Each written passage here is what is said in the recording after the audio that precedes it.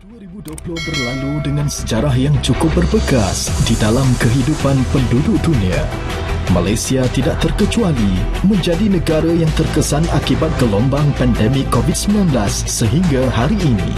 Saban hari kita dihidangkan dengan berita kematian angkara wabak COVID-19. Meskipun kematian itu pasti, tetapi Islam mengajak umatnya berikhtiar dan berusaha mencari penawar, bukan hanya pasrah dan menyerah sepenuhnya kepada takdir. Malangnya, apabila vaksin COVID-19 ditemui, ramai pula yang memberi hujah, tomahan dan tuduhan yang mengheret kepada pertembungan antara maslahah iaitu kebaikan dengan mafsadah iaitu kerosakan, sehingga membunuh ilmu sains dan membawa manusia terdedah kepada mudarat yang lebih besar. Sedangkan mengikut kaedah fiqh, kemudaratan itu mestilah dihilangkan. Dan dalam hadis riwayat Ibnu Majah, Rasulullah SAW pun ada bersabda yang bermaksud tidak boleh melakukan sesuatu yang memudaratkan dan tidak boleh memberi mudarat kepada orang lain. Kita dituntut untuk mencari penawar dan langkah pencegahan. Ikhtiarnya, pelaksanaan program imunisasi COVID-19 kebangsaan akan bermula 24 Februari 2021. Apalagi yang perlu diragui tentang vaksin COVID-19 kerana ketetapan mesyuarat khas Jawatankuasa Muzakarah Majlis Kebangsaan bagi hal ehwal agama Islam Malaysia menyatakan hukum penggunaan vaksin COVID-19 adalah harus dan wajib diambil oleh golongan yang ditetapkan. Saya nak pergi kepada Profesor Madya Datuk Dr. Izhar Arif di hujung sana. Petang tadi saya ada meneliti buku COVID dan Islam yang diterbitkan oleh UKM yang Datuk sendiri ada menulis di dalam makalah ini. Dapatan yang saya baca daripada buku ini, ada 3 faktor orang ragu-ragu dengan vaksin ini. Pertama, kerana status halalnya. Kedua, adakah selamat? Yang ketiga, kerancuan teori konspirasi. Teori konspirasi dan juga selamat kita akan bahagikan kepada panelis yang lain. Soal halal, Datuk boleh menjelaskan kepada kita, adakah vaksin COVID-19 ini betul-betul halal? Datuk. Bismillahirrahmanirrahim. Alhamdulillah wassalatu wassalamu ala Rasulillah wa ala alihi wa sahbihi ajma'in. Adinda saya, Ustaz Hariri, rakan-rakan panel, datuk-datuk, tuan-tuan perempuan, muslimin muslimat, para penonton yang dikasihi sekalian. Ini antara persoalan yang selalu orang ungkap, vaksin ni halal ke? Saya letak dalam Instagram, saya letak dalam Facebook, habis saya dengan saya didajalkan. Sedangkan benda ini perlu kepada kajian. Kami di UKM, kami dididik dengan kajian. Datuk Dr. Anha di UPSI dididik dengan kajian. Datuk Dr. Mazhar dididik dengan kajian dekat universiti. Datuk Wan Zaidi daripada UKM kemudian ke UIA, kami semua dididik dengan kajian. Datuk Dr. Lokman daripada UM dididik dengan kajian. Jadi kalau kita lihat dalam aspek nak menentukan suatu hukum tu halal atau haram, ada 3 perkara yang kita kena faham. Pertama, al-hillu at-tahlil wat-tahrimu haqqun lillahi azza wa jal. Nak halalkan satu perkara, nak haramkan satu perkara, hak Allah Ta'ala. Itu satu. Dan Allah bagi tahu, kalau ada masalah, kalau tak ada dalam Al-Quran, tak ada dalam sunnah Nabi, maka apa yang perlu kita buat? Fas'alu ahla dzikri in kuntum la ta'lamun. Maka balik kepada pakar.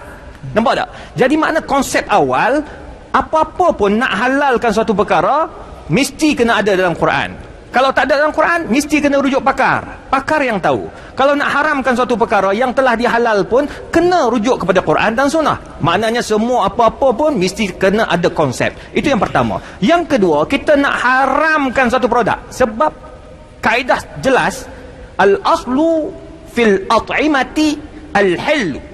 Asal pada setiap makanan itu adalah harus. Termasuklah vaksin, termasuklah kepenggunaan. Mudah cerita gitulah.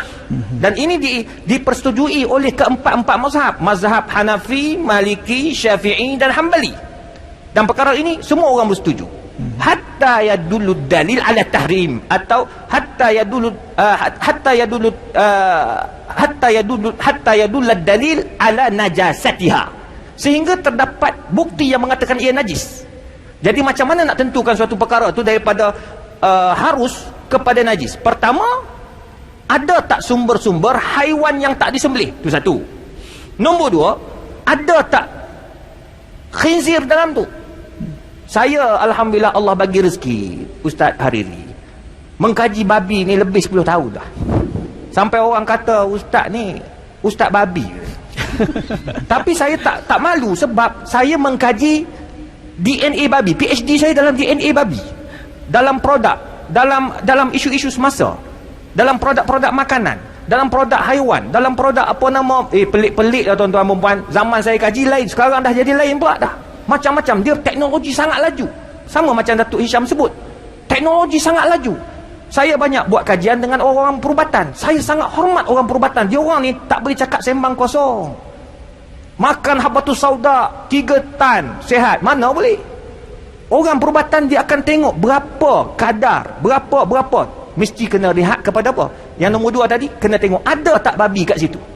Dia orang duk kata konspirasi ni ada babi, ada DNA babi, ada lemak babi. Nombor 2, kalau ada, baru boleh jadi najis. Nombor 3, kalau ada bahan-bahan yang boleh mendatangkan mudarat, iaitu bahan-bahan kimia yang boleh datangkan mudarat. So ada 3 yang boleh menyebabkan ia jadi haram. Maka masuklah perkara yang ketiga yang saya katakan tadi, yang terakhir.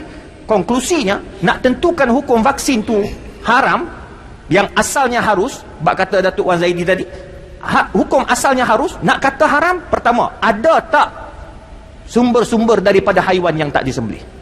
KKM dah maklum bahawa tidak ada sumber daripada haiwan. Terbatal satu perkara. Yang kedua, orang duk kata ustaz, kata kaji babi dekat UKM, dalam ni ada babi ustaz. Baik, saya kata kalau betul ada babi, sila buktikan.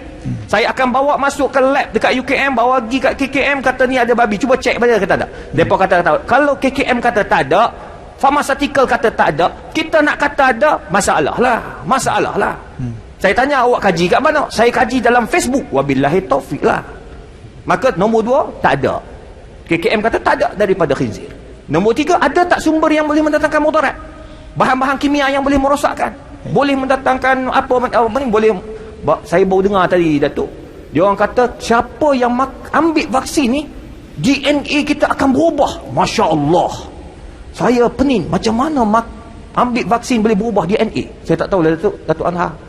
Jadi maknanya boleh rosakkan kita punya dalaman. KKM dah buktikan, kajian dibuat di luar negara juga membuktikan tidak berlaku kemudaratan. Jadi oleh demikian, jangan khawatir, kita pegang apa yang telah difatwakan oleh mufti-mufti ni. Ni semua orang susah-susah tuan-tuan. Saya dah bentang depan dia orang beberapa tajuk kertas kerja sangat syadid. Dia orang ni semua jenis orang tanya soalan. Jadi tuan-tuan dan puan, baliklah kepada asas. Bila mufti dah kata halal, halal lah. KKM dah kata harus, haruslah. Wallahu a'lam. Ulang sekali lagi Datuk. Vaksin halal? Halal.